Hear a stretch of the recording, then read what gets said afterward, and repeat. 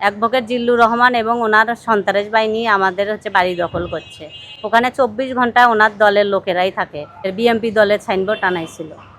27 তারিখে ভোর 5টার সময় আমাদের বাসায় অ্যাডভোকেট জিল্লুর রহমান এবং ওনার দলবল নিয়ে আমাদের কেসি গেট ভেঙে বাসায় প্রবেশ করে আমাকে আর আমার 2 ছেলেকে টানা হেঁচড়া করে মারপিট করে বাসায় থেকে বের করে দেওয়ার পরে ওনারা দখল করে। তারপরে আমার বাবা বাধা দিলে আমার বাবাকে ওই একই রকমভাবেই মারপিট করে আমার বাবা রক্তপাতও হয়, আমার ছেলেটারও মাথা ফেটে যায়।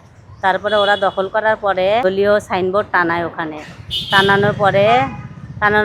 টানানোর পরে ওরা বিএমপির ক্ষমতা দিয়ে ওই বাসায় সব 24 ঘন্টায় দলীয় দলের লোকজনকে ওখানে রাখে, যাতে আমরা ওখানে যাইতে না পারি।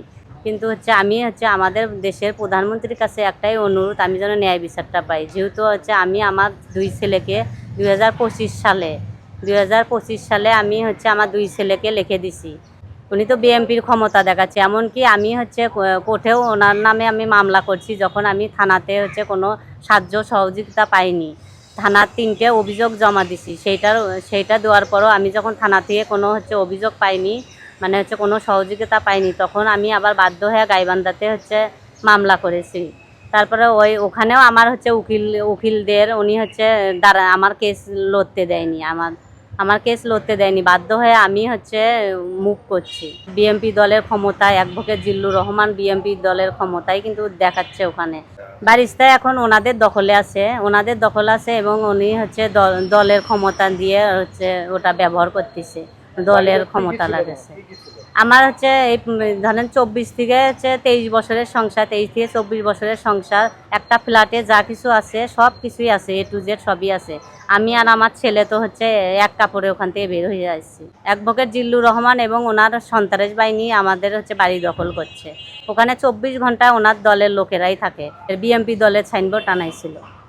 প্রথমে আমাকে বলছে যে আপনার 2.5 শতক আমাদের দিয়ে দেন, সেটারও কিছু আমাদের কাছে রিপোর্ট আছে।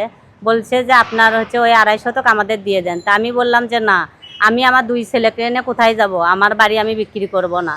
তখন বলতেছে আপনি কিভাবে নামাতে হয় সেটা আমার দেখার কথা আছে। পরে আবার বলছে তাহলে আমাকে 10 লাখ টাকা চাঁদা দেন। তা আমি বললাম আমার কাছে তো ওই চাঁদাটা নাই। আমি যেহেতু আমি আমার 2 ছেলেকে নিয়ে থাকি, তা আমার কাছে সেরকম কোনো অ্যাভেলেবেল টাকা নেই। তখন বলল যে তাহলে আপনার 2.5 শতক জায়গা আমার কাছে বিক্রি করে দেন। তা আমি বললাম যে না, আমি বিক্রি করব না, আমার 2.5 শতক আমি বিক্রি করলে আমি এই 2টা বাচ্চা নিয়ে কোথায় যাব।